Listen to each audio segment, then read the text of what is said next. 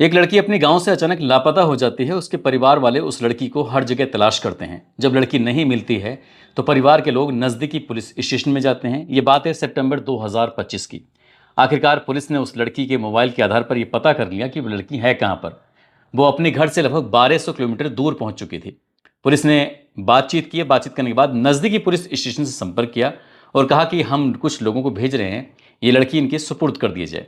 अब आखिरकार जो लड़की के परिवार वाले थे, खासकर उसके पिता, उसके बाकी परिजन थे, वो पहुंच जाते हैं। जो नज़दीकी पुलिस स्टेशन की टीम जाती है, वहां जाने के बाद लड़की से बातचीत करती है। कहा जाता है कि तुम्हें अपने घर जाना पड़ेगा।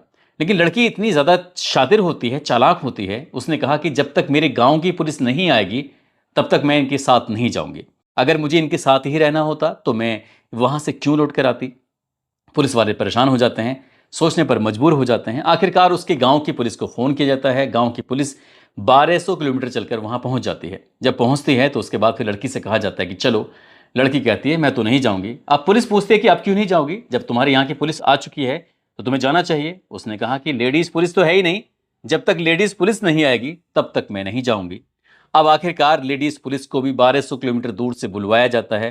पुलिस के लेडीज़ पुलिस मौके पर पहुंचती है। उस लड़की के पास अब कोई बहाना नहीं था। आखिरकार वो लड़की अपने गांव पहुंच जरूर जाती है, लेकिन गांव से फिर दोबारा से जो निकलती है और वो जिस रूप में निकलती है उसका वीडियो सोशल मीडिया पर वायरल हो जाता है।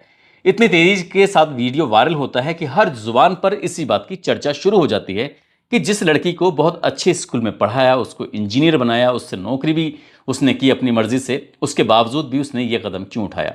आज की इस कहानी के माध्यम से यही जानने समझने की कोशिश करते हैं कि आखिरकार उस लड़की ने ऐसा क्यों किया। आदाब, नमस्कार, सत श्री अकाल। मैं उस्मान सैफी। आज की जो सच्ची घटना मैं आपको सुनाने जा रहा हूं, ये सच्ची घटना है राजस्थान प्रदेश का। एक जिला है जोधपुर और जोधपुर का ही एक थाना लगता है ओसियां। ओसियां थाना क्षेत्र का गांव है सामराव।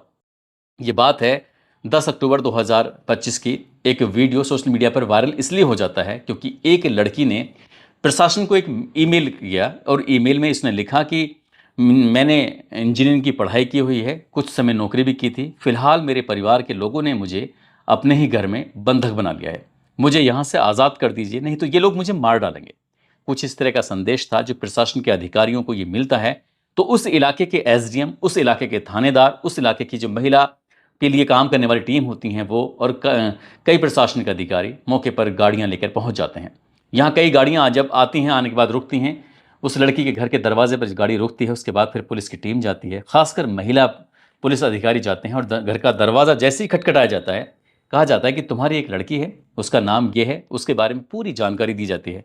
कहते हैं कि हाँ लड़की तो है, तुम उस लड़की से हमारी मुलाकात कराओ। हमें ये जानकारी मिली है कि तुमने अपनी लड़की को घर के अंदर ही बांध के रखा हुआ है, उसको बंधक बनाया हुआ है।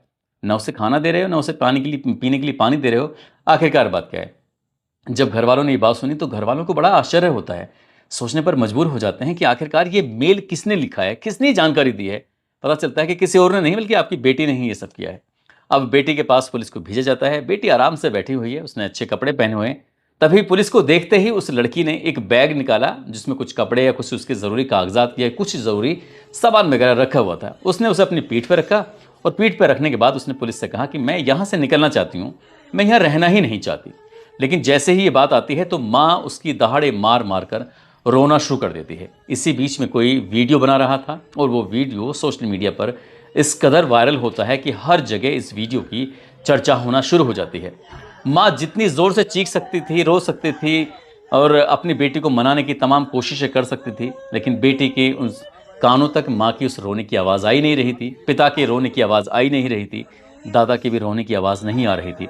पुलिस वाले या प्रशासन की टीम थी, आखिरकार करें तो क्या करें, क्योंकि लड़की की उम्र 18 साल से ज़्यादा थी, इसलिए कुछ कर भी नहीं सकते थे।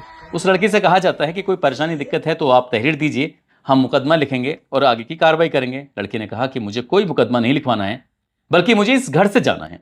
जब बात घर से जाने की आती है तो उन्हीं की गाड़ी में वो लड़की बैठती है और बैठने के बाद वहाँ से निकल जाती है।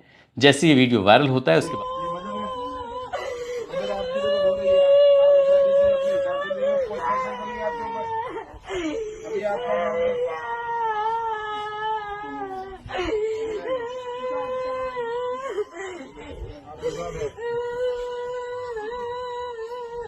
कोई प्रेशर हो तो अभी बता दीजिए।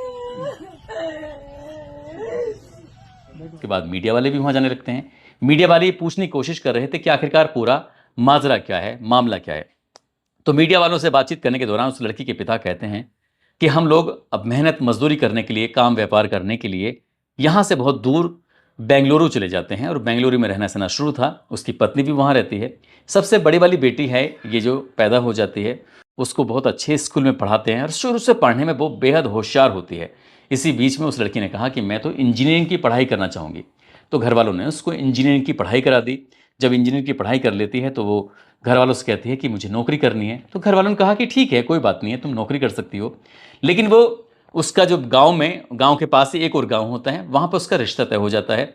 उस हिंदू रीति रिवाज के हिसाब से इन दोनों की शादी भी हो जाती है। जब शादी हो जाती है तो उस लड़की को रहना था अब अपने ससुराल में।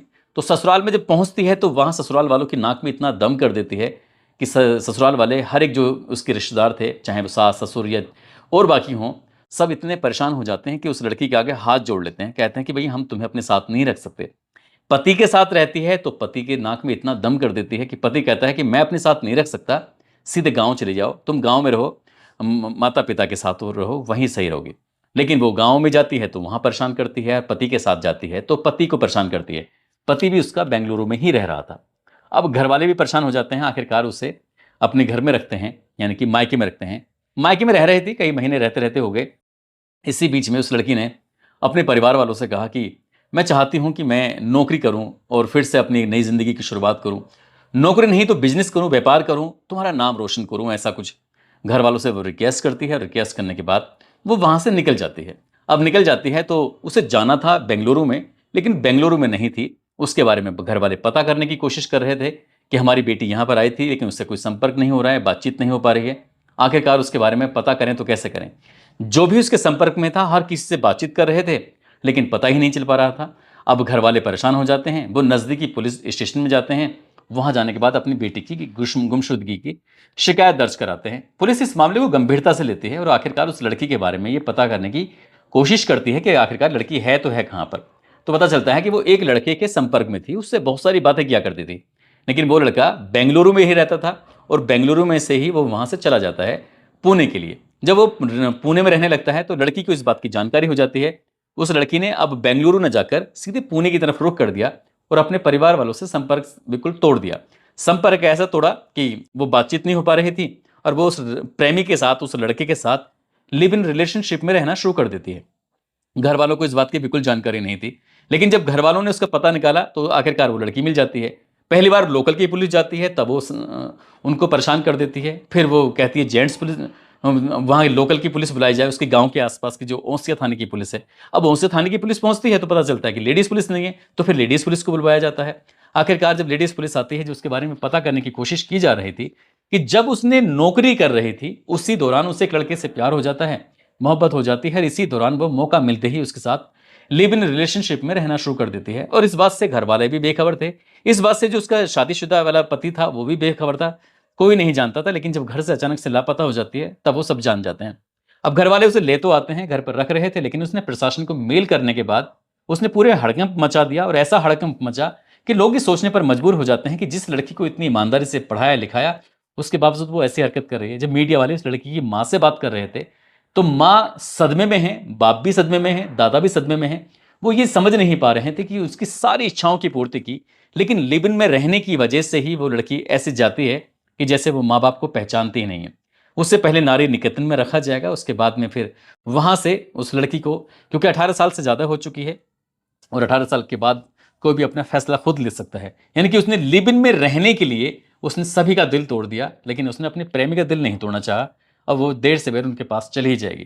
ये वीडियो के बारे में हर कोई चर्चा करता है, हर कोई सोचने पर मजबूर था कि आखिरकार माँ बाप ने उसे ऐसा कौन सी चीज़ की कमी छोड़ी थी जो उसने अपने माँ बाप के साथ ऐसा क्यों किया।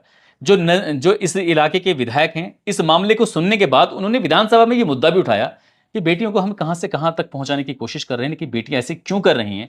लिव इन में रहने के वाले या फिर प्रेम विवाह करने वालों के ऊपर एक कानून बनाना चाहिए, ताकि माँ और बाप को सहमति भी हो, उनकी भी मर्जी होनी चाहिए, किसी को परेशानी नहीं होनी चाहिए। अब देखें सरकार क्या करती है क्या नहीं करती है, लेकिन इस लड़की की बातचीत हर जुबान पर हो रही है, लोग सोचने पर मजबूर हो गए हैं। दोस्तों, इस पूरे घटनाक्रम को सुनाने का उद्देश्य किसी को परेशान करना नहीं है, किसी का दिल दुखाना नहीं है, बल्कि आपको सचेत करना है, आपको सतर्क करना है। साथ ही आपको बताना भी, आपको जताना भी है। बेटी हो या बेटे हों, सभी पर माँ और बाप की जिम्मेदारी बनती है कि उस पर एकदम अंधविश्वास न करें, उस पर यकीन ना करें पूरी तरह से। उसके बारे में पड़ताल करते रहें, जांच करते रहें कि वो किससे मिलती है, किससे बात करती है, किसके पास उसका उठना बैठना है, कौन उसका दोस्त है, कौन नहीं है। कहीं ऐसा तो नहीं है वो आपकी पीठ पीछे कहीं दूसरा रिलेशन मजबूत कर रही हो और जो जिनसे खून के रिश्ते हैं उनको तोड़ने पर पूरा ध्यान लगा हो। दोस्तों, जाते जाते रायपुर के रहने वाले हैं मोहम्मद नोमान रजा अंसारी, आज इनका जन्मदिन है। रमजा सैफी हैं, साथ ही रितिका हैं, वसीम हाशमी हैं, कुलदीप शर्मा हैं जो कि आगरा से हैं। आज इनका जन्मदिन है। इन सभी को जन्मदिन की ढेरों सारी शुभकामनाएं, बहुत बहुत मुबारकबाद। और कुछ लोगों ने नाम लेने की अपील की है, जिसमें गणेश उपाध्याय हैं, गोविंद नेगी, इम्तियाज अंसारी, धीरज कुमार जो कि जौनपुर से हैं, मोहम्मद अब्दुल, रुखसाना जो कि तमिलनाडु से हैं, रूबी नाज, रूबी राज, जाहिद साविया जो कि दिल्ली से हैं, जमील कौशर झारखंड से, राज कमल राजभर आजमगढ़ से, मोहम्मद यूसुफ बिहार से, सैफ खान, करण चौधरी भोपाल से, रूपेश कुमार दिल्ली से, यासीन अहमद, हर्ष कश्यप, फरमान सैफी दिल्ली से, गुरदीप सिंह पंजाब से, अजीत शर्मा, अंसार खान राजस्थान से। आप सब लोग अपना ख्याल रखें, सुरक्षित रहें। जय हिंद, जय भारत।